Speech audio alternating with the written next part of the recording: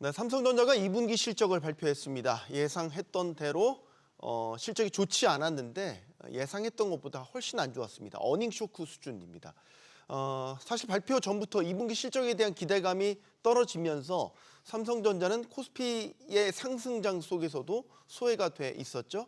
자, 이제 관심사는 부진을 털고 하반기부터는 삼성전자가 반등할 수 있을지 여부입니다. 반도체 시장에서 HBM의 중요도가 높아지면서 삼성전자 그리고 SK하이닉스의 주도권 경쟁이 갈수록 치열한데요. 과연 삼성전자가 반도체 1위라는 명예를 되찾을 수 있을지 지금부터 이야기 나눠보겠습니다. 함께해 주실 분들 소개해드리겠습니다. 홍익대 전자전기공학부 유재희 교수 나오셨고요. 또 참좋은경제연구소 이인철 소장, 메리츠증권 광화문센터 강재현 부장, 또 인하대 고분자공학과 윤창민 교수 나오셨습니다. 안녕하십니까? 네, 안녕하십니까? 네, 용감한 토크쇼 직설은 SBS 비즈 뉴스 앱과 유튜브에서 실시간으로 시청이 가능합니다. 삼성전자 2분기 실적, 예상대로 부진한 실적이 나왔습니다. 그냥 부진한 게 아니라 시장에서 쇼크 수준으로 받아들이고 있습니다. 소장님, 어떻게 보셨습니까? 그렇습니다. 이게 사실 삼성전자의 위상이 우리나라 국가 경제에 밀접한 관계가 있잖아요. 네. 가장 먼저 실적을 발표하니까 다른 이제 기업들의 방향기인데 어느 순간 삼성전자가 넘버 원에서 넘버 투, 넘버 쓰리로 밀리고 있는 양상입니다. 기대치가 계속해서 낮아지고 있어요. 그래도 영업이익 그래도 한 6조 원은 사수하겠지라고 했는데 물론 잠정 실적이고요. 아직 정확한 이제 부문별 실적은 나오지 않았습니다. 2분기 잠정 영업이익이 지금 4조 6천억 원입니다. 네. 1년 전이 10조 4,400억 원이었어요. 반토막 이상 네. 줄어들었다라는 거고요. 전분기 대비하더라도 30% 넘게 줄었습니다. 매출도 줄었어요. 매출도 한 74조 원대. 당초 이제 증권사들은 매출은 한 75에서 76조 정도. 네. 영업이익은 그래도 6조 원은 지키겠지. 물론 부정적으로 평가한 데도 있었습니다. 5조 7천억 원이었어요. 그래도 하한 가이드라인이 네. 그걸 넘어선 겁니다. 물론 이례적으로 삼성전자가 지금 뭐 보도자료, 설명자료에서 안 내거든요. 안 내는에도 불구하고 이제 보도자료 냈어요. 반도체 HBM 재고 충당, 일회성 비용을 좀 충당한 부분이 있고 네. 여기에다가 AI 칩에 대한 대중 제재로 인해서 이익이 많이 떨어졌다라는 겁니다. 물론 뭐 이유 있죠. 그리고 환율도 결코 우호적이진 않았고요. 그럼에도 불구하고 과거에 삼성전자가 이렇게 사이클상 이제 조금 침체하게 되면 가장 이제 이 반도체 시장 지배력이 높은 삼성전자의 영업이익은 들쑥날쑥할 수 있습니다. 네. 근데 문제는 뭐냐면 2년 동안 계속 원인을 알고 있잖아요. 반도체 패러다임이 D램에서 이제 인공지능 칩 시장으로 HBM 시장으로 급속하게 재편하고 있는데 이걸 회복을 잘 못하고 있다는 거예요. 그래서 아까 제가 넘버 3를 얘기하는 게 시장 점유율은 아직은 HBM에서 뭐 중국 향을 합하게 되면 2위가 맞지만 네. 엔비디아 향을 따지게 되면 삼성전자는 마이크론한테 뒤집니다. 이게 현실이거든요. 네. 부장님, 지금 시장에서는 삼성전자 실적에 대해서는 어떤 반응 보이고 있습니까? 영업이익은 반토막, 어닝 쇼크가 분명히 맞고요. 네. 하지만 시장에서는 대부분 다 그 정도의 쇼크는 예상했었다라고 보고 있기 때문에 오히려 시장에서는 더 현 시점에서 매수를 가담하고 있는 모습입니다. 현재 시장에서 보고 있는 삼성전자에 대한 뷰 자체는 하반기로 갈수록 좋아질 것이다라는 뷰가 훨씬 더 우세하고 있고요. 최근 이틀간 실적 발표 앞두고 나서 외인과 기관들이 매도를 일시적으로 했었지만 지난주만 해도 상당히 의미 있는 매수세가 들어왔어요. 네. 기관과 외국인들의 매수세가 마치 쓸어 담는 듯한 모습을 보일 정도로 강한 매수세가 들어왔다는 부분이 좀 긍정적일 것 같고, 일단 6월 반도체 수출 자체는 상당히 호조였다. 그리고 D램 가격도 하반기로 갈수록 상승 추세에 있을 것이고 HBM에 대한 퀄 테스트 통과 가능성도 없는 것은 아니다. 이렇게 지금 긍정적으로 보고 있다. 저는 그동안에 삼성전자에 대한 뷰 자체를 상당히 중립적으로 좀 부정적으로 봐왔었고 네. 다만 정액 적립식으로 적금 들듯이 사는 건 괜찮다.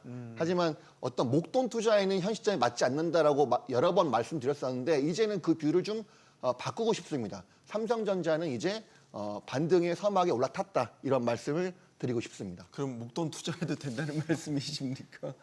일단요. 뷰는 많이 바뀌었고요. 수급도 상당히 턴을 했기 때문에 과거 한 1, 2년 전인가, 1년 전이나 한 6개월 정도 전에 주가가 많이 빠졌기 때문에 단순히 개인들이 매수하는 수급과는 다른 모양새입니다. 그래서 네. 오랜 기간 거의 1년 가까이 중립과 좀 부정적인 뷰를 얘기했지만 지금은 좀 뷰를 바꿀 때가 됐다. 왜 뷰를 바꿨는지는 뭐 뒤에 가서 또 설명을 드릴 기회가 있을 것 같습니다. 네. 이게 반도체도 이 업황에 소위 말해서 좋을 때와 나쁠 때 사이클이라는 게 있기 마련이긴 한데 이제 교수님께서 삼성전자에서 몸 담으셨으니까 이렇게 반토막이 날 정도로 실적이 꼬꾸라지는 경우가 많지는 않잖아요. 되게 이례적 아닌가요? 맞습니다. 맞긴 한데요. 이제 메모리 반도체를 저희가 반도체 사이클이라 그러면 보통 메모리 반도체 일반적으로 종속이 되는 거거든요. 네. 근데 사실 이번에 그런 이제 실적 어닝 쇼크 같은 경우에는 사실 뭐 다들 예상하고 있었던 부분이어서 네. 사실 제가 느꼈을 때는 뭐 4조든 5조든 6조든 그게 중요한 건 아니라고 생각을 하거든요. 어쨌든 중요한 거는 지금 하이닉스에 밀리고 있고 그 밀리고 있는 이유가 결론적으로는 파운드리가 계속해서 적자를 면치 못하고 있고 HBM은 계속해서 지금 납품이 지연이 되고 있고 그런 측면들이 확실히 있고 디램 같은 경우에도 지금 에버리지 셀링 프라이스가 그렇게 높지 않은 상황이거든요. 네. 그렇기 때문에 좀 이례적인 상황이기도 하지만 그래도 어느 정도 예상됐던 부분이라고 저는 생각을 하고 있습니다. 네. 이제 반도체 업황을 오랫동안 보아 오셨던 분들이라면 특히 이제 교수님 같은 대표적이신데 지금 이제 SK 하이닉스가 완전히 뭐 HBM으로 주도권을 확실하게 틀어쥐고 있는 거잖아요. 전세가 완전히 역전됐고 당분간 안 바뀔 것 같단 말이죠. 삼성전자가 만약에 지금 주도권을 다시 회복한다면 그 전제 조건은 역시 엔비디아의 퀄테스트 통과, HBM 납품이 그 계기가 될 거라고 보십니까? 그 뭐 제가 보기에는 지금 HBM4를 엔비디아에다 납품을 한다라는 게 굉장히 상징적인 의미는 가지고 있다고 봅니다. 네. 주가나 뭐 이런 측면에서. 그렇지만 이제 제가 좀 얘기하고 싶은 거는 SK 하이닉스하고 삼성은 약간 성질이 다른 회사거든요. 네. 왜냐하면 SK 하이닉스는 HBM에 거의 올인을 하고 있지만 지금 이제 삼성전자 실적이라는 게 굉장히 여러 군데서 나오고 있거든요. 그러니까 이게 지금 많이 돈을 버느냐도 중요하지만 많이 돈을 깎아먹지 않느냐도 굉장히 중요하기 때문에 제가 볼 때는 우선은 상징적으로 HBM4에서 퀄 테스트를 통과하는 것이 중요하지만 이제 그 파운드리나 뭐 이런 그 시스템 LSI 같은 데서의 적자를 줄이는 이런 것들을 이제 종합적으로 이렇게 추진을 하는 게 굉장히 중요하다고 봅니다. 그래서 네. 물론 프라이어리티는 HBM4가 굉장히 중요하지만 공정이나 이런 측면에서 굉장히 그 기본적인 체력을 상승시키는 그런 쪽으로 움직이고 있다라는 그런 느낌이 들고 저는 그것이 맞는 방향이라고 봅니다. 네. 이 주가 측면에서는 부장님 어쨌든 시장에서는 엔비디아의 콜테스트를 언제 통과하나 이거를 사실 그렇죠. 예. 작년이 뭐예요? 더 오래됐죠. 네, 오래됐습니다. 예, 사실 예. 못 빠지게 기다렸는데 네, 아직 공식적인 소식은 없단 말이죠. 네, 올해만 해도 3번 테스트 실패했다라는 얘기 들렸었고 이 정도면은 결정적인 문제가 있는 게 아닌가. 그 다음에 뭐 상당히 긍정적인 해로 돌리시는 분들은 올해 하반기 때는 콜 테스트가 가능할 것이다라고 보는 분들도 계시지만 오히려 이 부분에 대한 기대감은 조금 낮춰놓고 다른 부분에서 투자 포인트를 삼성전자를 보시는 게 좋을 것 같습니다. 네. 장기 투자 관점에서는 상당히 바람직해 보이는데 수급적인 측면에서는 이 삼성전자가 완전히 빈집이 되었어요. 그러니까 오히려 지주사들, 많은 10대 지주사들이 주가가 그렇게 크게 올라갈 때 삼성전자는 주가 흐름이 지지부진했습니다. 네. 하지만 지수가 공약대로 4,000포인트, 5,000포인트 이상 넘어가려면 삼성전자의 주가 상승은 필수이기 때문에 이런 포인트를 놓고 봤을 때 기관 투자자들이나 외국인들 입장에서는 삼성전자가 상당히 가격적인 측면에서 매력적인 투자 포인트가 될 수가 있다고 판단하고 있습니다. 그리고 삼성전자가 상당히 선제적으로 밸류업 프로그램에 맞는 자사주 매입과 소각들을 꾸준하게 하고 있는 그런 모습들을 올해 들어서 많이 보여주고 있고 이런 주가 부양에 대한 의지가 현실화되면서 주가가 반등이 나오기 시작하게 된다면은 삼성전자가 오히려 현 시점에서는 새로운 주도 섹터가 될 수 있을 만한 종목으로도 발전이 가능하다. 네. 이렇게 보고 있습니다. 그 삼성전자가 이제 HBM에서 성과가 없는 게 아니라 중국에도 납품하지만 최근에는 엔비디아의 경쟁사라고 볼 수 있겠죠. AMD에도 HBM 납품을 했지 않습니까? 맞습니다. 워낙에 이제 엔비디아가 이제 AI 칩 전체를 이제 주도하다 보니까 상대적으로 지금 어드밴스 마이크로 디바이스나 말씀하셨던 이제 브로드컴 같은 경우에는 네. 이제 어차피 이제 하이닉스가 이제 HBM, 엔비디아로 가장 많은 이제 납품하고 있는 반면에 오히려 삼성전자도 지금 납품은 하고 있는데 워낙 비중이 적고 그리고 이제 로엔드 분야를 중국에 수출하고 있는데 지금 트럼프 행정부는 이제 딥시크 출현 이후로 로엔드조차도 HBM, AI 칩 같은 경우에는 좀 차단하려고 하는 모습도 보이고 있고 여기에다가 네. 궁극적으로 이제 미국의 기술이 들어가 있는 반도체 장비는 대중국 수출까지 제한하겠다라고 이제 밝힌 상황이기 때문에 네. 이건 뭐 삼성전자뿐만이 아니라 SK 하이닉스도 똑같은 입장입니다. 그러다 보니 특히 이제 로엔드 비중, HBM 로엔드 비중이 높은 이제 삼성전자의 경우에는 이제 충격이 좀 더 가해지는 양상인데요. 문제는 이게 알려진 악재잖아요. 이제 왜 HBM이 도대체 왜 엔비디아 통과가 그냥 희망 고문이냐? 매 분기마다 젠슨왕 총재는 CEO는 굉장히 희망적이다. 조만간 테스트 통과할 것이다. 굉장히 여러 차례 밝혔음에도 불구하고 초기에 나왔던 게 품질 불량의 이유가 뭐냐? 발열과 소음이에요. 네. 이 두 가지 때문에 정현용 부회장을 스카우트해서 이거 고치라고 했거든요. 근데 이걸 알려진 문제점을 고치지 못하고 있다는 게 더 큰 문제고요. 물론 실적 바닥일 수 있어요. 왜냐하면 아직도 돈 벌거든요. 반도체 아직도 지금 4조 6천억이라고 하지만 DS 부분 1조 정도는 그래도 남았을 거라고 봐요.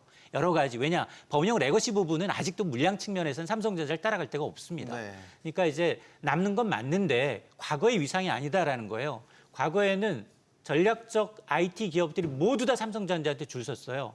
거기다 전략적 고객은 삼성전자의 D램은 프리미엄을 주고 사가요. 네. 10% 정도 SK 하이닉스보다도 더 높은 프리미엄을 주고 줄 서서 왜냐? 가장 빠르고 가장 정확하고 수율이 가장 높고 그러니까 굉장히 로열티가 높았음에도 불구하고 HR 시장으로 전무하면서 삼성전자가 어느덧 엔비디아의 하청업체가 된 거예요. 저희 거 언제쯤 통과시켜 줄 건가요?를 기다리는 셈인 거거든요. 그래서 만에 하나 HBM3E 건너뛰고 네. HBM4가 삼성전자가 비록 컬 테스트에 엔비디아 납품을 승인한다 하더라도 삼성전자는 2인자예요. 왜냐? 고객 입장에서 수율이 떨어져. 그러면 삼성전자 거보다 SK 하이닉스가 들어가 있는 칩을 더 원할 겁니다. 당분간 이 프라이어리티는 SK 하이닉스예요. 그러다 보니 2분기 실적도 삼성전자 이제는 넘사벽이에요. SK 하이닉스 2분기 영업이익은 9조 넘어갈 거라고 예상하고 있기 때문에 네. 지금 4조 6천억 원이라는 성적을 받아놓고 여기다 자사주 매입, 현금을 워낙 많이 갖고 있으니까 자사주 매입해서 일정 부분 소각하는 것까지 발표했음에도 불구하고 주가도 주가지만 저는 외국인 수급을 봐야 된다라고 보는데 외국인 수급 삼성전자 10명 중 6명이 갖고 있었던 주식이에요. 지금 50% 미만으로 떨어졌어요. 네. 이게 아마 하반기에 정말로 희망 고문이 아니어서 정말로 이제 범용 가격도 올라가고 HBM도 퀄 승인이 나고 정말로 비약적으로 한다라고 하면 물론 주가 더 오를 수 있어요. 지금 현저하게 저평가인 건 맞아요. 그럼에도 불구하고 예전만 하지 못하다라는 것 때문에 네. 의구심을 갖고 있는 겁니다. 유 교수님. 네네. 이게 HBM도 저희가 단계가 있지 않습니까? 네. 그래서 HBM3 혹은 3E에서 삼성전자가 이미 실패를 사실상 자인했고 외부에 알려진 바는 그래서 4로 바로 넘어간다라고 네네네. 하잖아요. 네. 이게 어떤 좋은 전략이라고 보십니까? 제가 보기에는 지금 어쩔 수 없다고 봅니다. 어쩔 수 없. 예. 왜냐하면 이제 그 SK 하이닉스에서 이미 1B 가지고 HBM4를 지금 추진을 하고 있는데 똑같이 나가서는 시간이 이미 너무 늦었거든요. 그러니까 HBM4에서 1C 즉 6세대를 바탕으로 해갖고 네. 뭔가 차별화를 하기 위해서는 그 방법밖에 지금 제가 없다고 지금 생각을 하고 있고. 기술적으로는 가능합니까? 그렇게 건너뛰는 게? 네, 저는 가능하다고 봅니다. 그러니까 물론 어렵죠. 물론 어렵지만 어쩔 수 없다고 좀 생각을 하고. 네. 왜냐하면 이제 후발주자가 돼버렸어요. 사실 이런 경우를 제가 전자공학 분야에서 오래 있었지만 아마 거꾸로 원래 했었거든요. 원래 삼성이 이제 그 거꾸로 해서 이제 후발주자를 하고 그렇게 하고 있었는데 지금은 그걸 너무나도 그 생리를 잘 알고 있기 때문에 이제 그런 방법으로 갈 수밖에 없다고 봅니다. 네, 요건 같은 질문 교수님께도 좀 의견 듣겠습니다.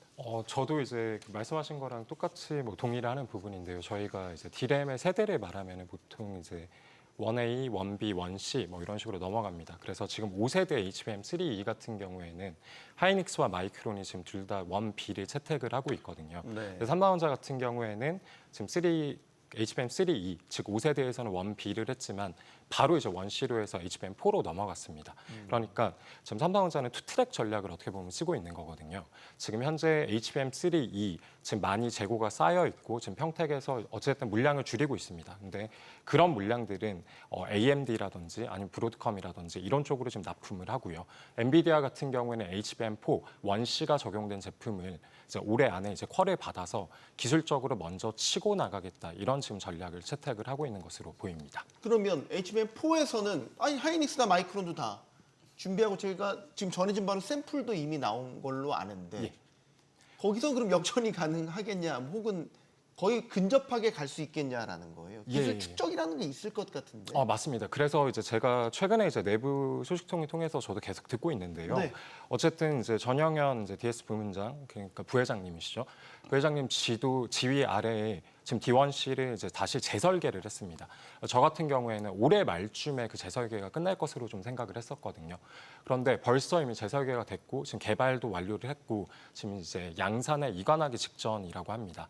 그런데 지금 D1C의 성능 자체가 지금 굉장히 수율도 잘 나오고 있고 성능도 잘 나오고 있는 부분들이 있어서 발열은요? 발열도 지금 잡혔다고 발열도 저는 잡혔대요? 어느 정도 잡혔다고 저는 발열 얘기가 들어서 나오던데 예. 외신 통해서 보면. 그래서 저도 이제 그렇다 아니다라고 이제 뭐 삼성전자 주가에 대해서 말씀드리기는 좀 어렵지만 네. 어쨌든 간에 확실하게 이번에는 HBM4에서 D1C를 적용함으로써 조금 더 앞서 나갈 수 있지 않을까라고 저는 개인적으로 기대를 하고 있습니다. 하이닉스나 마이크론의 4단계 6세대 진입도 이미 이루어졌지 않습니까? 네, 그렇습니다. 그런데 약간 기술적으로는 그 한 세대 이전 거를 이제 기준을 하고 있고요.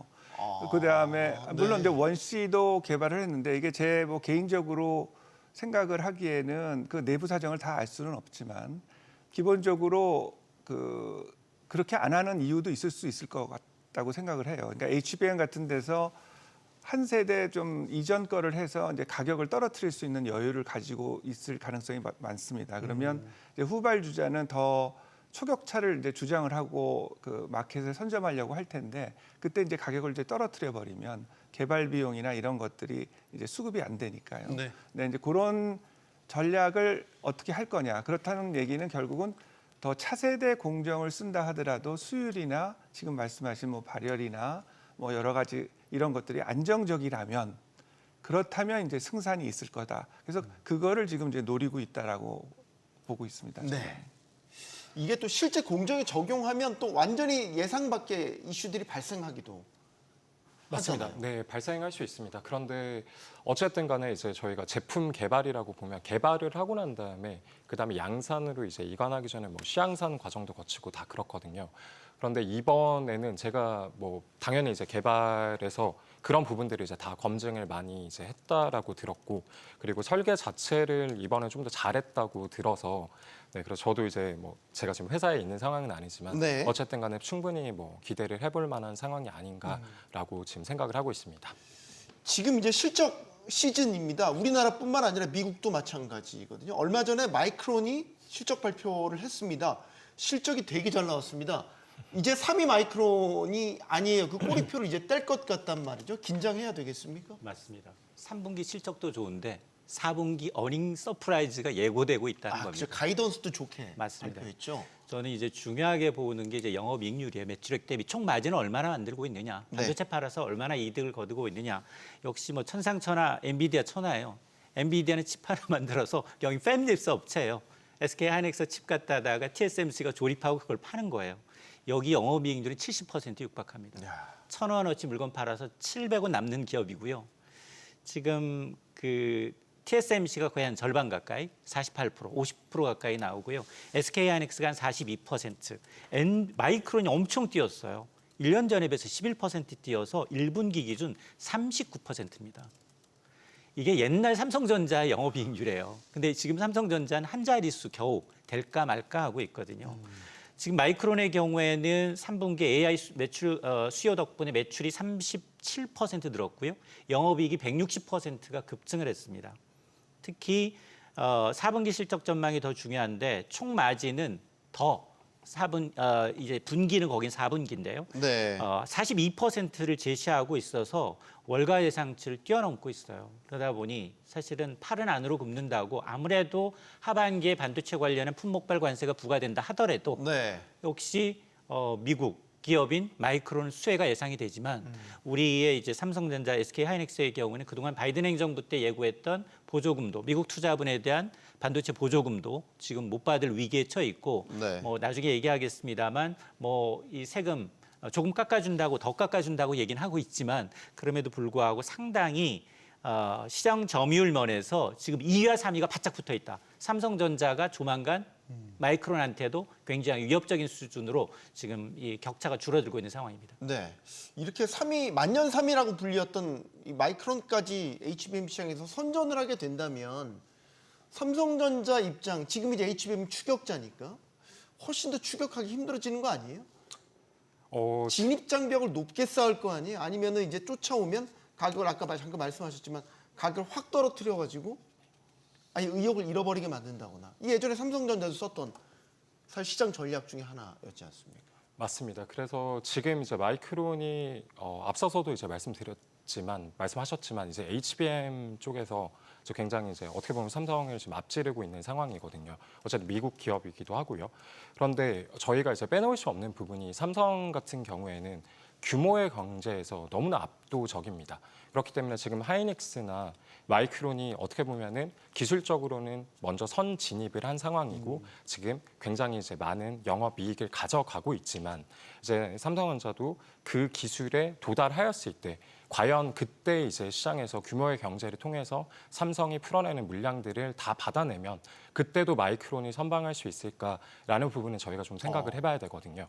네, 그래서 예. 네, 그런 부분도 좀 생각을 해봐야 될 것 같습니다. 그 HBM이라는 이제 새로운 그 메모리 칩이 부상하게 된 건 이제 인공지능 때문이죠.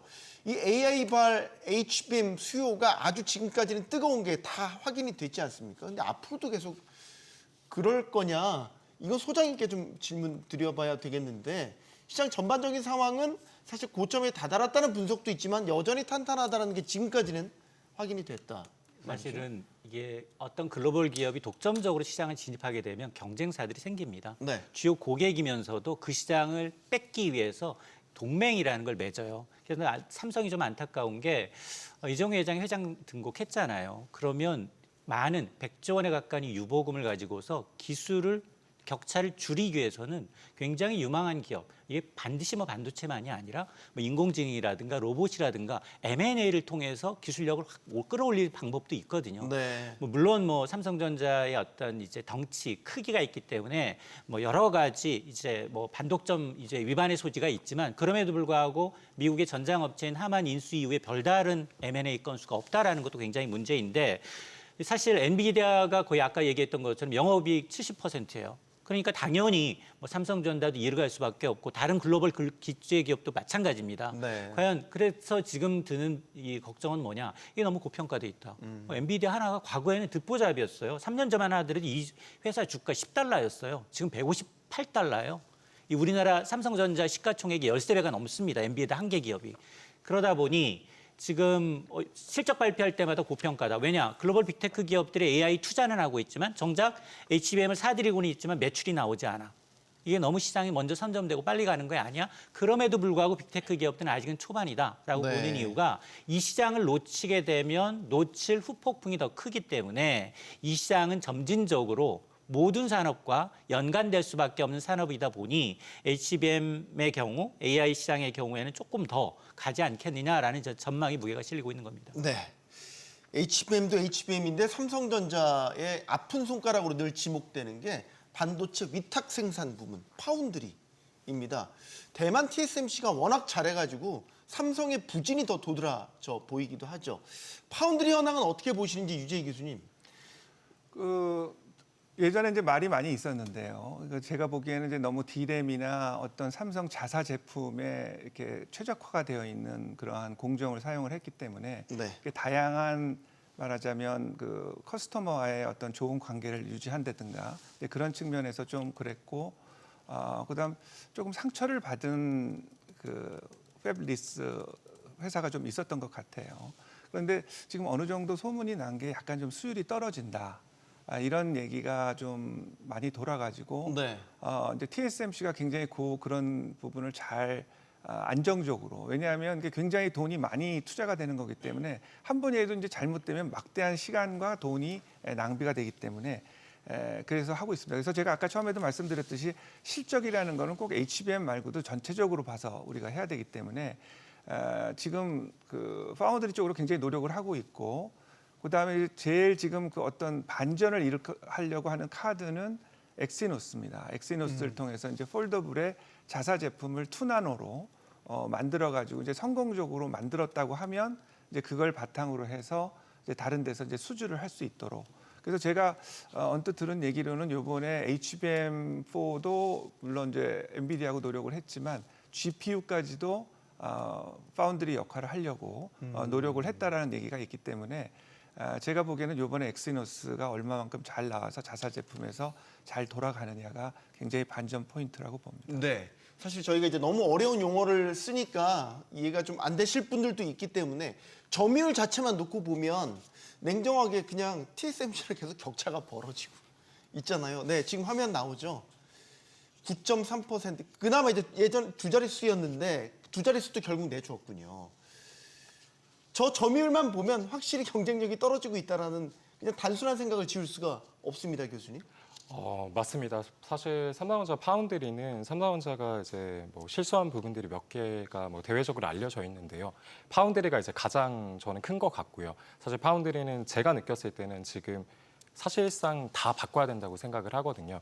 이미 23년부터 벌써 적자가 23년에 2조 원, 24년에 4조 원, 25년 1분기에만 벌써 2조 원이 날아갔습니다. 그런데 이제 저희가 이런 상황에서 또 이제 테일러 공장 또 가동을 해야 됩니다. 미국에서. 네, 그것도 그런데- 파운드리 공장. 맞습니다. 파운드리 공장입니다. 네. 그래서 어쨌든 지금 보면은 삼성전자 파운드리의 문제점은 이 TSMC를 생각을 해보면은 TSMC는 지금 삼성전자의 게이트 올 어라운드라는 기술보다 한 단계 전 세대인 핀팻이라는 기술을 사용을 하고 있음에도 불구하고 모든 대형 고객사들이 삼성전자가 아닌 TSMC에 다 맡기고 있거든요. 근데 그 이유는 그냥 간단하게 생각을 해보면 삼성전자와 TSMC 두 개에서 같은 제품을 만들었는데 TSMC가 30% 성능이 더 나오고 30% 더 전력을 덜 먹습니다. 그렇게 되면은 똑같은 설계를 가지고 삼성전자와 TSMC가 만들었지만 TSMC 제품의 월등히 좋기 때문에 이런 문제가 좀 발생을 이제 하고 있다라고 볼 수가 있겠고요. 그럼에도 불구하고 삼성전자가 지금 계속해서 파운드리 시장을 포기할 수 없는 이유가 네. 일단은 시장 자체가 메모리보다 3배 정도 큽니다. 그리고 이제 TSMC 같은 경우에는 얼마 전에 몇 달 전에 이제 지진이 났을 때도 고객사들이 굉장히 걱정을 했고요. 네. 그리고 지정학적 리스크를 계속 가지고 있기 때문에 TSMC를 우리가 언제든지 대체할 수 있다라는 부분으로 삼성전자가 항상 준비를 하고 있지만 굉장히 어려운 상황은 맞다고 보시는 게 맞을 것 같습니다. TSMC를 대체하는 걸 준비하고 있다라고 하기에는 너무 지금 영향이 이게- 지금 솔직히 떨어지는 거 아닌가요? 이게 왜냐하면 이게 삼성전자 TSMC의 사업 구조뿐만 아니라 만드는 곳 자체가 틀려요. 삼성전자가 잘 만드는 D램은 이제 바이든 대통령이 들고 나왔던 원판 네. 웨이퍼에다가 찍어내서 그에 회로를 매겨서 그게 메모리고. 네네네. 그러니까 굉장히 소품종 대량 생산, 24시간 공장 굴려서 딱딱딱딱 찍어내는데 성능이 좋다? 이게 D램 분야인 거고. 그다음에 파운드리는 뭐냐? 고객사가 내 설계도에 맞춰서 설계를 해달라, 제품을 만들어달라. 주문형이에요. 주문자가 요구하는 대로 설계를 맞춰줘야 되는데 TSMC는 30년 전부터 그것만 하고 있어요. 한석봉이랑 한석봉 어머니가 대결하면 누가 이깁니까? 한석봉 어머니 이길 수 없어요. 한석봉이 아무리 필지가 좋다 하더라도 뭐 10년 내에 그걸 따라잡는다? 눈 감고도 이제 엄마는 그걸 만들어내지만, 그러니까 앞서 말씀하셨던 것처럼 이제 이 수율이라든가 고객들이 전부 다 삼성전자가 만드는 것보다는 이제 TSMC가 좋으니까 그쪽으로 다 고객이 다 쏠릴 수밖에 없는 거고. 그럼에도 불구하고 이제 TSMC의 약점이 뭐냐? 엔비디아도 걱정하고 있는 거예요. 지금 보니까 HBM이 SK 하이닉스 그리고 마이크론 잘하면 삼성전자도 고객으로 끌어들어서 어느 정도 이제 위험에 대한 리스크 해지가 되는데 패키징하는 곳은 전부 다 TSMC가 독점하네? 이거에 대한 거리감이 있는 거예요. 그러니까 견제하고 있다는 겁니다. 그러니까 그 견제를 비켜나서 삼성전자가 재빨리 이런 이제 파운드리 분야에 정말 고객 맞춤형, 다품종 소량 생산이 가능한 체제가 되면 이걸 뚫을 수 있으니까 투자를 하는 거예요. 그럼에도 불구하고 단기적으로 지금 투자해서 계속 손해 적자를 보니까 이 부분 투자를 줄이고 있는 게 문제인 걸 말합니다. 예전에 삼성전자가 한참 반도체로 아주 호황을 누려서 메모리 실적이 뭐 아주 그냥 잔치하듯이 잘 나왔었을 때 뭐 그 삼성 출신 엔지니어 그런 얘기를 하더라고요. 삼성이 왜 파운드리가 안 되냐? 여전히 메모리 마인드에서 벗어나지 못하고 있어서 이게 참 개념적인 얘기긴 하거든요. 그리고 이제 파운드리 수장으로 오시는 분들이 다 메모리에서 성공을 거두신 분들이 와서 파운드리를 하겠다고 하니 고객 마인드를 모른다 이제 뭐 이런 이야기를 하시더라고요. 저 같은 일반인 입장에서 들으면 이게 좀 너무 개념적인 거잖아요. 같은 반도체를 만드는 건데 그게 그렇게 차이가 있나? 근데 차이가 있다고 그러더라고요. 그러니까 뭐 지금 들리는 얘기와 제가 또 직접 삼성하고 이제 얘기를 좀 해보면 네. 조금 뻑뻑하죠. 아무리 봐도 좀 뻑뻑하고. 삼성이 여전히 뻑뻑합니까? 아니 이제 지금 드시면 안될것 지금 같은데. 이 얘기는 정말 조심스러운 얘기지만 많이 이제 그런 상황은 이제 바뀌었고요. 기본적으로 놓고 볼 때 뭐 D램의 아주 좋은 공정이 이제 노출되는 거나 이제 이런 것들도 굉장히 경계가 좀 심했고요. 그다음에 나름대로 이제 로직이나 뭐 이런 것들에 대해서보다는 이제 D램 같은 데다 집중을 하는 것이 훨씬 좀 낫지 않겠는가.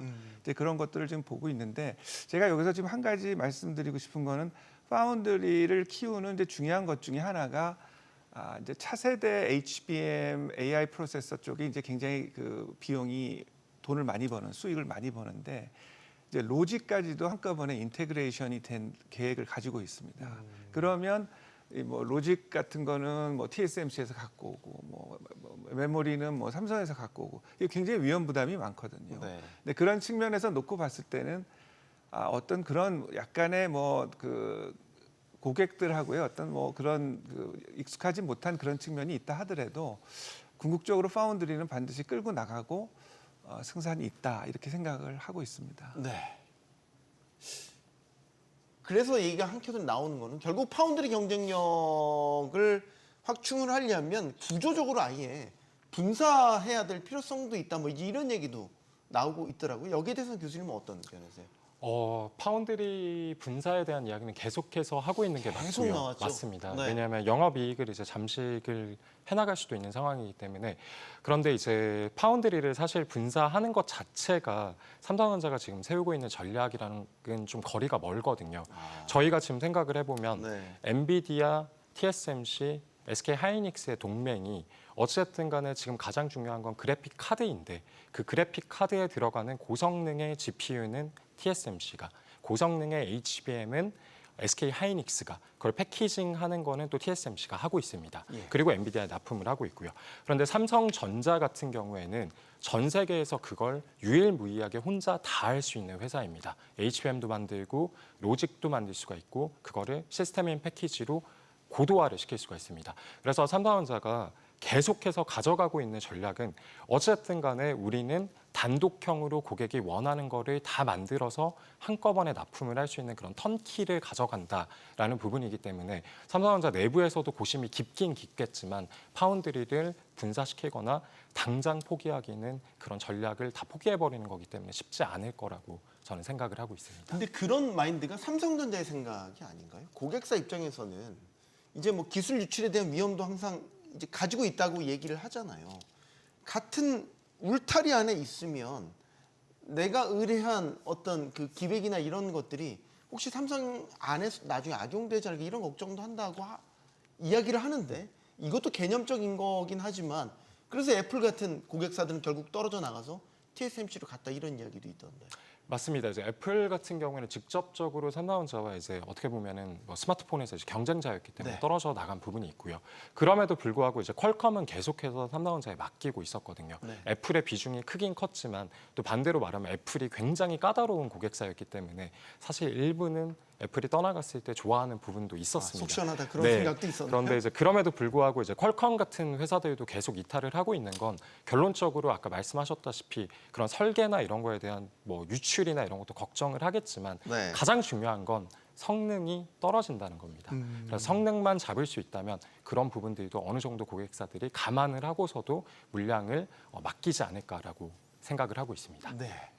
아까 화면에 파운드리 그 업체별 시장 점유율 다시 한번 보여주시겠습니까? 이걸 보면서 질문을 다시 드려야 될 것 같은데 그 삼성전자 바로 아래에 있는 SMIC라는 곳이 이제 중국 파운드리 업체입니다. 점유율 격차가 상당히 많이 줄었어요. 거의 2%포인트 안으로 들어왔습니다. 이거 괜찮겠습니까? 결국 삼성은 우리가 늘 얘기하는 샌드위치 신세 이러다 또 파운드리 시장에서 되는 거 아닌지, 소장님. 이게 사실은 어부지리로 이제 미국이 중국을 상당히 반도체 부분은 이제 기술 내주지 않겠다고 이제 강압하다 보니 네. 오히려 기술 내재적으로 자체적으로 기술 개발 속도가 상당히 좀 빨라지고 있다라는 게 이런 비메모리 파운드리 분야는 사실 기술 격차가 크기 때문에 이렇게 격차를 좁히기 위해서 상당한 투자 재원이 필요하거든요. 근데 이제 정부 차원에서의 재원으로 인해서 지금 말씀하셨던 것처럼 우리 2위, 3위의 격차가 2%포인트 내로 지금 좁혀져 있는 상황이고요. 네. 이른바 이제 범용 제품들 우리가 이제 반도체라는 게 최첨단 인공지능 칩에만 쓰이는 게 아니라 자동차 가전 제품, 레거시 제품은 상당히 좀 수요가 다양하거든요. 그런 제품은 중국 내 수요가 워낙 크다 보니까 사실 이런 레거시 분야에서의 중국의 반도체 시장 점유율은 4분의 1, 20%가 넘어요. 이미 24% 정도를 차지하고 있기 때문에 아마 미국이 중국을 때리면 때릴수록 기술 자립 속도는 더 빨라지면서 삼성전자가 샌드위치가 될 수밖에 없다. 하이엔드 분야에서는 지금 뭐 SK 하이닉스라든가 엔비디아 지금 마이크론과 경쟁해야 되는 상황이고 네. 로엔드 분야에서는 중국이 바짝 따라오고 있는 상황이기 때문에 지금 상당히 지금 어쨌든 수요를 빨리 높이고 기술을 발전시키고 또 하나가 이제 빠져나간 고객을 얼마나 빨리 확보하느냐가 네. 정말로 이제 삼성전자의 어떤 앞으로 흐름에 가장 중요한 바로미터가 될 것으로 보입니다. 유 교수님, 학계에서도 중국의 기술 추격을 상당히 위협적으로 판단하고 계십니까? 예, 그래서 저는 좀 더 극단적으로 굉장히 위험하다고 이제 생각을 지금 하고 있는 거고. 네. 그다음에 지금 말씀하신 대로 이제 미국이 중국을 계속 견제를 하면서 중국 내에 있는 모든 공정은 이제 중국에서 전부 하기 때문에 네. 이제 물량이 충분하고 제일 무서운 건 손해 봐도 나라에서 돈을 대주기 때문에 굉장히 공격적으로 나갈 수 있다라는 거죠. 근데 이제 한 가지 물론 이제 항상 샌드위치죠. 뭔가 이제 가장 선두주자에 있는 사람이 뭘 만들면 꼭 뒤따라와서 가격을 낮춰갖고 선두주자는 또 포기하게 만들고 이런 쪽으로 계속 가고 있는데 이제 중요한 건 뭐냐면 중국이 좀 세계 전체적으로 놓고 볼 때 약간 고립이 됐다는 생각이 좀 들어요. 그래서 네. 시장이 중국에 제한이 될 가능성이 굉장히 많습니다. 그러니까 중국에 가면 약간 이제 신뢰적인 측면도 있고 그렇기 때문에 이제 그거는 이제 제한적이기 때문에 파운드리 서비스 측면으로 볼 때 중국 내 시장으로는 잡을 수 있을지 모르지만 전 세계적으로 레가시 공정을 전부 다 중국에서 한다라는 건 엄청나게 가격을 낮추기 전에는 좀 어렵다고 봅니다. 근데 그런 얘기도 있더라고요. 예를 들어 중화권 네트워크라고 해서 예를 들어 대만 TSMC에 있는 인력들이 중국 쪽으로도 많이 스카웃돼서 가고 그런 인적 교류, 물적 교류가 상당히 이루어지는 과정에서 또 중국이 더 기술을 빨리 또 확보하게 되는 이런 과정도 이야기를 하고 있더라고요. 네, 그렇습니다. 일단은 뭐 사실 뭐 TSMC도 그렇고 사실은 뭐 중국과 대만이 저희가 그냥 겉에서 봤을 때는 단절된 것처럼 보이지만 사실은 이렇게 왔다 갔다 많이 하기도 하거든요. 네. 그런데 제가 이제 말씀드리고 싶은 거는 사실 저는 삼성 출신으로서 이런 그 그래프를 보면 좀 굉장히 속상합니다. 이제 SMIC가 따라왔다 뭐 이런 얘기를 보면 네. 굉장히 속상한데 그런데 가장 핵심은 현재 SMIC가 따라올 수 없는 이유가 결론적으로는 저희가 어떤 패터닝을 하기 위해서는 그런 이제 포토 장비가 필요한데요. ASML이 이제 판매를 하는 EUV 설비가 중국에는 못 들어가거든요. 지금 제한돼 네, 있죠. 예. 극자외선은 못 들어가고요. 그리고 심자외선도 지금 못 들어가는 상황이기 때문에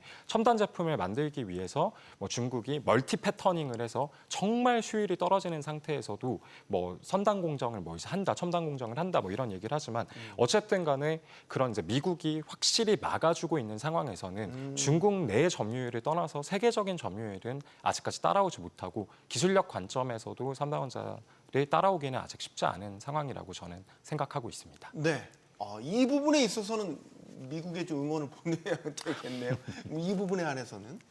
자, 지금 미국 이야기가 나왔으니까 미국 지금 관세 협상 한참 이제 진행 중입니다. 소환 보냈고 8월 1일까지 이제 연장된 상황입니다. 근데 또 하나 눈여겨봐야 될 게 이제 미국 내의 의회에서 통과한 감세안입니다. 예상외로 반도체 세액 공제가 더 확대가 됐어요. 이거는 우리 업체들이 이게 반길 만한 소식입니까, 소장님? 저는 글쎄요, 이게 뭐 반길 만한 소식이라고 보기에는 이미 예고돼 있었어요. 트럼프 대통령 캠페인 당시에도 이런 얘기했습니다. 아니 구태여 보조금 현금 줄 필요 없이 네. 높은 관세 매기면 당연히 이제 자국 내 미국 내 투자가 늘어날 것이다. 미국 내 공장 지을 것이다라는 겁니다. 그러면서 세금은 깎아주겠다. 대신에 현금은 안 준다였거든요. 그런데 지금 뭐 세액 공제율 반도체 공장 건설한 기업에 대해서 기존에 25% 깎아주던 걸 35%로 확대했다라고 해서 우리가 좋아할 거냐는 아니라는 거예요. 네. 세금 공제는 우리도 얘기하고 있어요. 예. 근데 전 세계적으로 바이든 행정부 때부터 어쨌든 원천 기술은 미국이 갖고 있고 제조 기술은 한국이 갖고 있고 대만이 갖고 있고 이걸 전부 다 미국으로 지금 모두 이제 반도체의 어떤 총 클러스터를 만들겠다라는 이제 큰 그림을 그려놓고서 보조금을 뿌리기 시작했기 때문에 그때 미국만이 아니라 경쟁적으로 일본과 유럽연합도 자국 내 외국 반도체 기업을 이제 끌어들이기 위해서 유치하기 위해서 상당한 양의 보조금을 뿌렸어요. 그런데 지금 보면 이제 감세안의 이제 세액 공제를 확대했다라는 것만으로 우리가 좋아할 거냐? 이 문제 세제 혜택은 늘었지만 바이든 행정부가 약속했던 보조금은 물 건너 갑니다. 사실 미국에서 제조업 성공할 수가 없어요. 높은 인건비 뭐부터 시작을 해서 인력 자체가 구조가 안 되는 상황에서 거기다가 외국 이민자들 다 내쫓고 있잖아요. 미국인들이 와서 이제 일할 수 있는 굉장히 유능한 숙련된 노동자들이 있느냐 또 문제거든요. 네. 그러니까 지금 사실은 이 투자 환경은 나아졌다라고 하더라도 거기에다가 특히 지금 미국 무역 확장법 안보법을 이용으로 해서 지금 반도체, 바이오, 의약품에 대해서는 지금 미국 안보에 이제 해가 되고 있는지 관세 부과 여부, 품목별 관세 부과 여부를 지금 검토하고 있기 때문에 네. 아직 갈 길이 멀다. 끝난 게 미국의 아니군요. 통상 리스크는 남아 있다라고 봅니다. 저는. 알겠습니다. 이게 미국에 이제 공장 전에 이제 텍사스주에 있었잖아요. 여기에다가 이제 테일러시에다 하나 더 짓는 건데 이게 파운드리 공장이란 말이죠. 아까 말씀하신 대로 공장 진척률 껍데기는 지어놨는데 아직 공정 안에 들어가진 않았다고 들었거든요. 거기가 만약 정상 가동이 되면 어떻습니까? 이게 삼성전자 입장에서는 그렇게 미국 같은 곳에 첨단 공장을 운영하는 게 장점도 있겠지만 단점도 되게 클 것 같은데. 그렇습니다. 일단 뭐 말씀하신 대로 사실 뭐 인적 자원 그리고 이제 뭐 인건비 측면에서 당연히 이제 미국에서 운영을 하면 한국보다 이제 비싸지는 부분들이 분명히 있을 거라고 생각을 하고요. 네. 그런데 이제 가장 큰 문제는 결국에는 이제 테일러 공장도 파운드리 공장입니다. 파운드리 공장이기 때문에 지금 당장 가동을 시키면은 영업이익이 떨어져 버릴 거거든요. 그럼에도 불구하고 삼성전자가 지금 테일러의 공장을 만들고 이런 부분이 긍정적으로 또 볼 수 있는 부분은 지금 당장 미국에서 고객사와 긴밀하게 협업을 할 수가 있다. 그러니까 고객들이 원하는 바나 이런 커스터마이징이나 이런 것들을 굉장히 가까운 곳에서 해줄 수가 있다. 그렇기 때문에 그런 부분에서 이제 장점을 가지고 갈 수 있기 때문에 미국에서 이제 저도 정확하게 이제 바로 나오는 영업이익 측면에서는 떨어질 수 있지만 그게 장기적으로 봤을 때는 파운드리 기술력만 올라온다면 충분히 좋은 선택이 될 수 있지 않을까라고 보고 있습니다. 유 교수님 그런 측면은 어떻게 보세요? 글쎄, 제가 뭐 예전에도 이런 쪽으로 좀 생각을 좀 많이 해봤는데 결국은 이제 미국의 핵심은 이거는 이제 기술적인 측면도 있지만 정책적인 측면이 굉장히 많고 이제 메이드 인 USA를 해서 제조업을 부흥시키고 그다음 고용률을 올리고 여기에 이제 방점이 있고 그걸 바탕으로 뭐 기술을 어떻게 놓고 보면 이제 습득을 하겠다는 거죠. 그러니까 예전에 그 칩스 앤 사이언스 액트를 보면 제가 봤을 때 좀 화가 났던 게 뭐 미국 사람을 고용을 하고 실사도 하게 하고 뭐 교육도 시키고 뭐 거의 다 먹여 살려서 교육까지 다 시켜서 기술을 전부 다 줘라. 네. 뭐 이런 식이기 때문에 간쓸게 다 내놓으란 얘기 같은데. 좀 화가 났습니다. 제 네. 생각에서는. 근데 근데 어쩔 수가 없는 거죠. 이제 관세나 이런 것들 때문에 미국에서 이제 메이드 인 USA라는 딱지를 붙이기 위해서 어쩔 수 없이 이제 이런 방법을 사용을 하는 건데 문제는 여기에 아주 최첨단 기술을 쓰게 되면 아무래도 미국은 이직도 많고 그렇기 때문에 기술 유출이 될 가능성도 굉장히 많고 그다음에 중요한 거는 그 인력이 그렇게 잘 수급이 될 거냐. 그다음에 인건비도 굉장히 비싸고 뭐 공사비도 비싸고 운영비도 비싸고 이렇기 때문에 이거를 어떤 정도 레벨의 기술을 어느 정도로 이 프로덕트 포트폴리오로 잘 운영을 하느냐. 이게 잘못하다간 이것 때문에 손해를 더 크게 볼 가능성도 있습니다. 그래서 네. 정치적으로 이게 항상 외교, 통상, 뭐 안보 이 모든 것들을 잘 종합을 해서 정책을 세워야 된다고 생각이 됩니다. 제자들이 이제 저희 얼마 전에 이제 좀 논란이 됐던 부분은 우리 국내 반도체 인력들이 이제 해외로 취업을 하는 사람들도 점차 늘어나고 실제 스카우트하러 많이 쭉 돌아다닌다고 그러더라고요. 제자들 다 기르시니까 해외 쪽으로 가는 실제 학생들 많이 있나요? 어떻습니까? 저 같은 경우에는 사실 뭐 저는 아직 경력이 좀 짧은 편이어서 네. 어쨌든 뭐 다행히도 제자들이 다 국내 기업에 취업을 했습니다.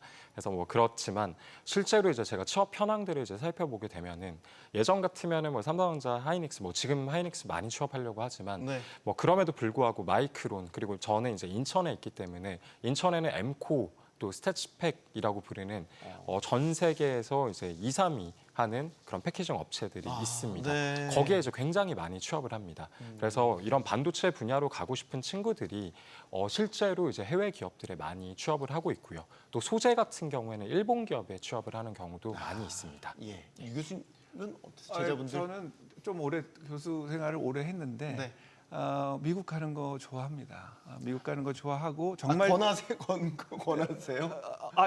권하는 거는 제가 보기에 저도 근데 뭐 이제 취업 선택의 직업 선택의 자유가 있는 거니까 당연히 해외 진출할 수 있는데. 좀 저도 미국에서 일을 했지만 좀 냉정하고 그다음에 한국 사람이 올라갈 수 있는데 한계가 좀 있다라는 거에 대해서 좀 쓰라린 그런 느낌도 들었기 때문에 좀 반대는 아니지만 뭐 본인이 가겠다면 어쩔 수 없지만 미국 좋아하는 학생들이 많죠. 왜냐하면 이제 한국이 직장 연봉, 생활이 고액 연봉이 힘드니까요. 네.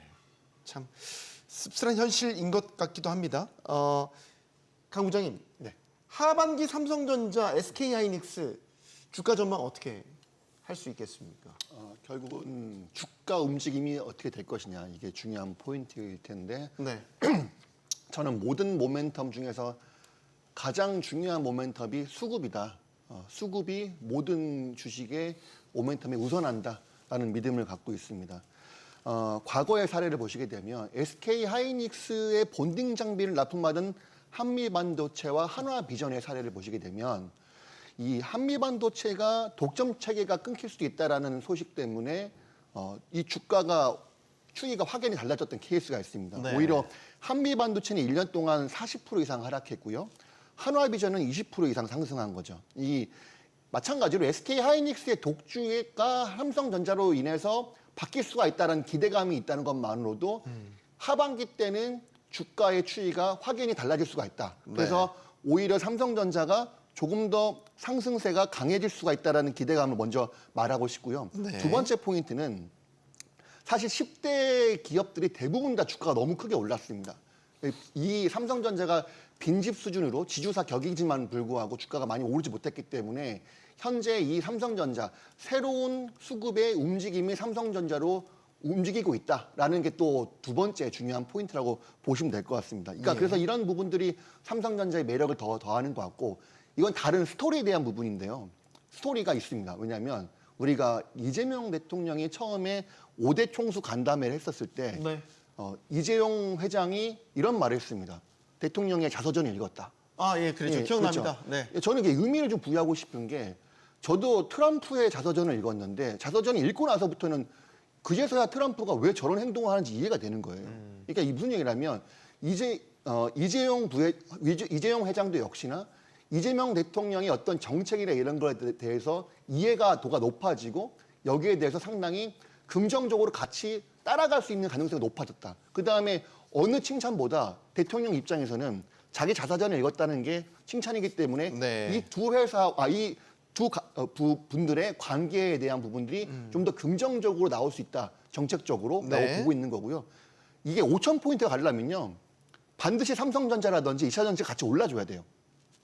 지금 있는 주가 가지고는 5,000포인트 갈 수가 없습니다. 그래서 삼성전자, 2차전지의 주가가 같이 흐름으로 수급적으로 올라갈 수 있을 만한 모멘텀이 지금은 마련됐다 이렇게 보고 있습니다. 네. 자, 정책 이야기가 나왔으니까 지금 반도체 산업에 대한 지원, 우리는 이제 세액공제를 확대한다든지 간접적인 지원 위주입니다. 이게 업계에서나 학계에서 어떻게 보고 계신지, 직접 미국처럼 정말 직접 지원, 보조금 주는 이런 것도 필요하다고 보시는지 유 교수님께 먼저 듣겠습니다. 제가 보기엔 뭐 당연합니다. 뭐 제가 볼 때는 지금 미국하고 중국하고 지금 경쟁을 하고 있는데 미국에서 그 보조금의 액수가 뭐 몇십조, 뭐 숫자가 뭐 굉장히 크죠. 그다음에 중국은 관주도기 때문에 그냥 엄청나게 많이 줍니다. 그다음에 더군다나 이공계 학생들이나 이런 학생들이 굉장히 열기가 있어요. 그러니까 이런 여러 가지 것들을 놓고 봤었을 때 단지 세액공제만 가지고 하기에는 역부족이라고 생각을 지금 하고 있고요. 네. 그다음에 뭐 어떻게 보면 미국이나 그 중국 같은 시장이 지금 저희가 없잖아요. 그러니까 이제 돈을 벌 수 있는 그런 것들을 전부 수출로 해야 되기 때문에 어떻게 놓고 보면 그런 측면에서 뭐 절대적으로 지원이 필요하다고 생각을 합니다. 물론 여러 가지 중요하게 돈을 쓸 때가 많겠지만. 네. 이게 또 반도체 업계에는 지금 주 52시간제 예외 적용에 대한 부분도 아직 결론이 안 난 상태인 거잖아요. 맞습니다. 사실은 이제 반도체가 이제 어쨌든 앞으로 우리나라가 지금 그나마 유일하게 이제 이 지금 경쟁력을 갖고 있는 거잖아요. 네. 물론 뭐 약간 좀 기술력이 후퇴되며 도태된 부분도 있습니다만 어쨌든 반도체에 대해서 이런 인식을 깨야 돼요. 아니 구태여 우리나라 1, 2위 기업한테 구태여 정부가 세금 들여서 도와주느냐라는 인식 때문에 뭐 정부가 뭐 세액 공제 확대한다 뭐 이런 얘기는 하고 있습니다만 기존에도 우리가 밖에 나간 기업을 돌리기 위해서는 리쇼어링 하기 위해서는 가진 인센티브를 줘야 했거든요. 그럼에도 불구하고 지금 그동안의 행적을 보게 되면 뭐 SK하이닉스의 경우에는 뭐 경기도 주변에 이제 반도체 공장 짓겠다라고 했음에도 불구하고 용지 문제, 그다음에 전력 문제로 계속 난항을 거듭했어요. 거기 중재해야 되는 게 지자체와 정부거든요. 네. 그 역할이 빠진 거예요. 왜냐 환경단체 눈치 보고 그 지역 주민들한테 눈치 보면서 마찬가지입니다. 지금도 이 절실하게 반도체 산업 지원 확대를 내세웠는데 실질적으로 액션에 들어갈 거냐, 현금 지원까지 할 거냐. 세금 깎아주는 것만으로는 안 된다라고 다 얘기하고 있어요. 다른 사람들은 전부 다 뭐 지금 미사일 갖고 싸우고 있는데 우리는 소총 갖고 싸우는 격이거든요. 네. 그러다 보니 국가 전략 산업으로 적극적으로 밀기로 했다면 국민적 여론 공감대 형성에 따른 정책 추진력이 반드시 좀 돼야 되고 삼성도 마찬가지예요. 지금 뭐 과거에 이제 안이하게 늘 1등이었던 이제 이런 이제 자존감을 좀 내려놓으면서 일단 기술을 빨리 따라잡고요. 그리고 수율을 높여야 돼요. 빠져나간 고객들 계속 놔두면 안 돌아옵니다. 네. 그러니까 굉장히 이제 중요한 어떤 이제 분기점에 와 있기 때문에 단순히 주가가 떨어졌다고 사주지 않아요. 외국인 지분율 지금 SK하이닉스 55% 넘어가는데 삼성전자 50% 아래예요. 더 격차 벌어질 수 있습니다. 네. 굉장히 경각심을 가져야 돼요. 알겠습니다. 자, 삼성전자가 주도권을 되찾아오는 게 정말 쉽지는 않아 보입니다. 미국이 관세를 앞세워서 보호무역주의를 강화하고 있기도 하고요.